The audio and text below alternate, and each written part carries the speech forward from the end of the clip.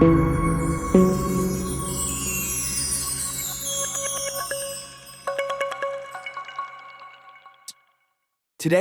in this video, while I'm working in our San Francisco office, I wanted to take a weekend and take in some wine tasting.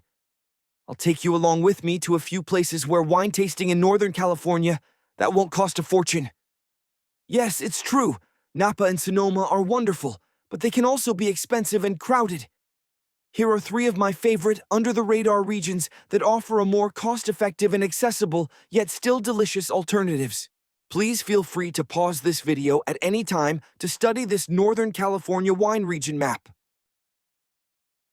California wine country is renowned for both its natural beauty and for the world-class Cabernet, Sauvignon, Chardonnay, and Pinot Noir are among other varietals it produces.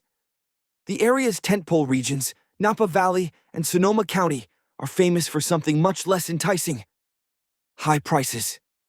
Napa, in particular, has grown wildly expensive, with the average tasting fee soaring above $80, and most of the best-known wineries now operating on a reservation-only basis.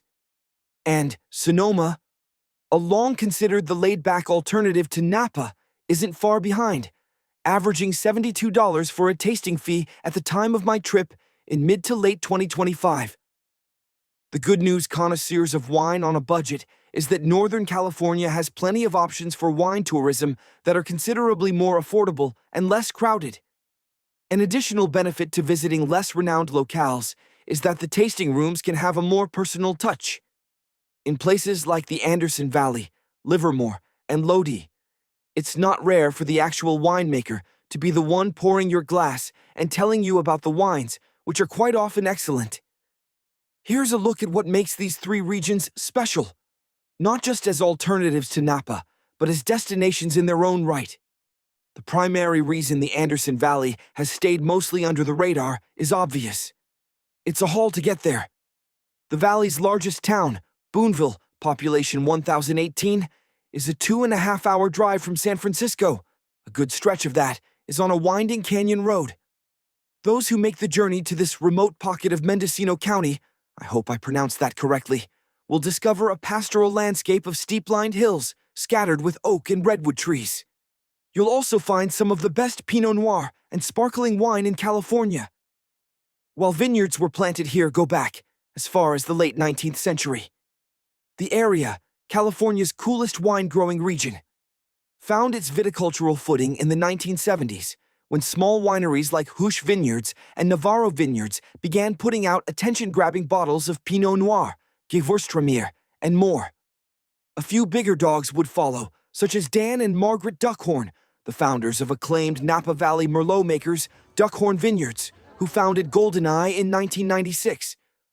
I spoke with GoldenEye winemaker Kristen McMahon, who said Dan and Margaret traveled all over the state to find the ideal location to grow exceptional Pinot Noir.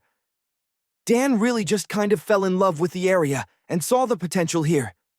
We get those reliable coastal breezes that keep everything cool and dry, and a large diurnal swing that allows the grapes to ripen properly, but also to preserve natural acidity. Pinot Noir and Chardonnay are the main grapes used in Champagne, so it's little surprise that the French took notice as well. In 1982, Louis Roederer, the maison best known for making Cristal, chose the Anderson Valley as the site for its first property outside of France, Roederer Estate.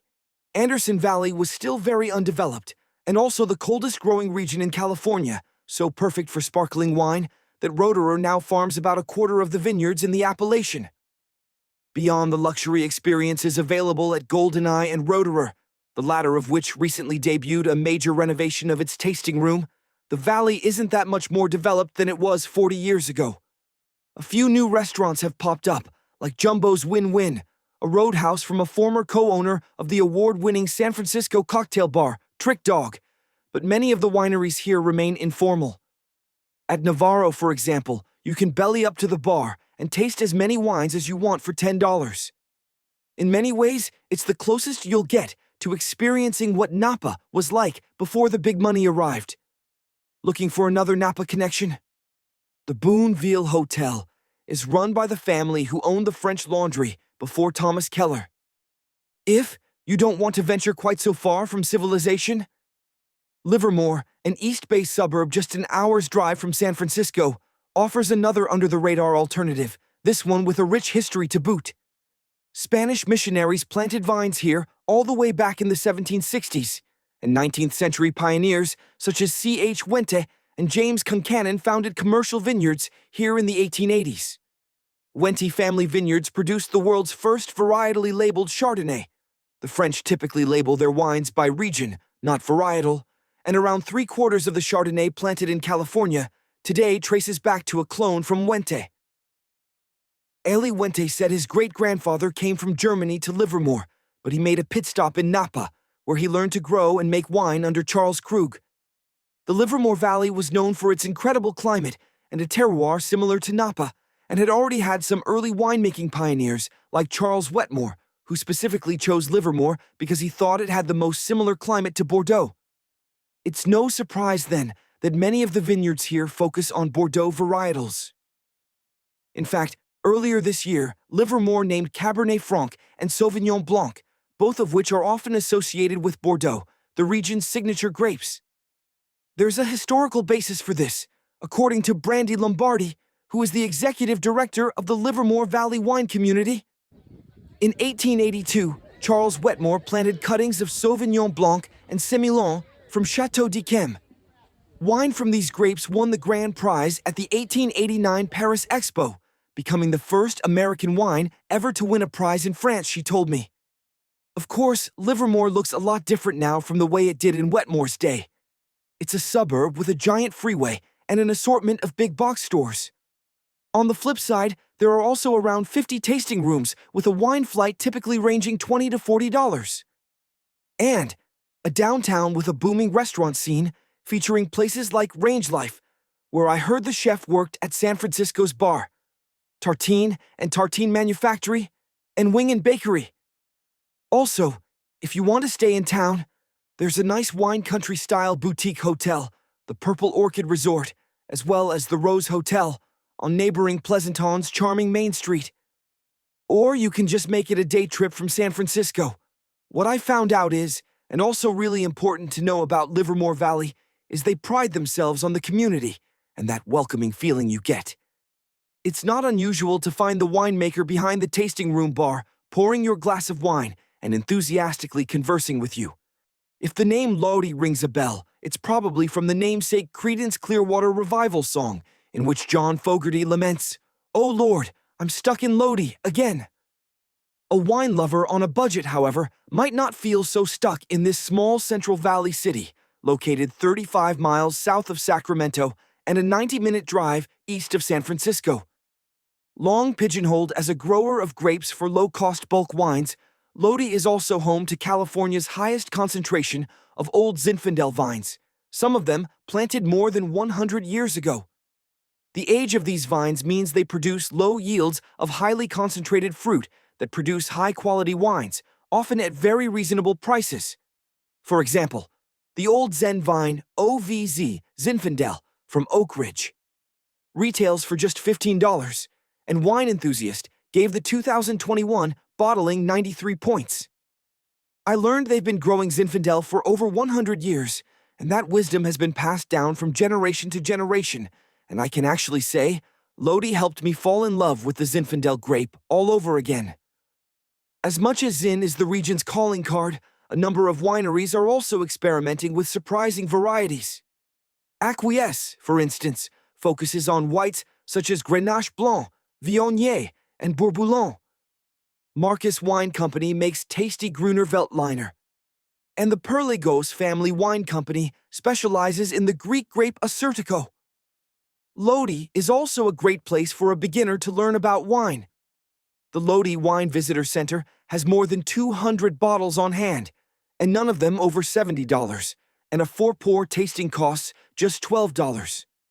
A plus is, the entire staff is trained to help people learn which wineries to visit based on their individual desires of taste. While the wine in Lodi can be quite good, the region has long lagged behind California's more glamorous wine regions in terms of hospitality and dining options. But that's beginning to change, though, as heavy hitters have clocked the area as a diamond in the rough.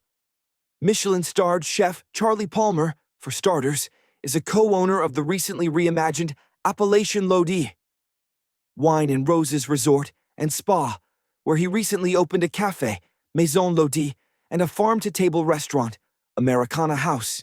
In conclusion, California's Anderson Valley, Livermore, and Lodi regions exemplify the state's diverse viticultural tapestry, each offering distinctive wines shaped by unique terroirs and traditions. Anderson Valley, with its cool, misty climate influenced by coastal fog, shines through elegant Pinot Noirs, aromatic Gewürztraminers, and acclaimed sparkling wines that often earn top critical scores. Livermore Valley, one of the state's historic wine-growing areas, delivers powerful Cabernet Sauvignon with notes of black cherry and cassis, alongside its newly designated signature varietals of Cabernet Franc and Sauvignon Blanc. In contrast, Lodi's warm Mediterranean conditions and rich soils foster bold, full-bodied Zinfandels, particularly from old vines, with spicy floral profiles, while also supporting over 100 grape varieties and leading in sustainable farming practices. Together, these appellations invite exploration of California's rich enological legacy. Thanks for watching and hope you enjoyed. See ya!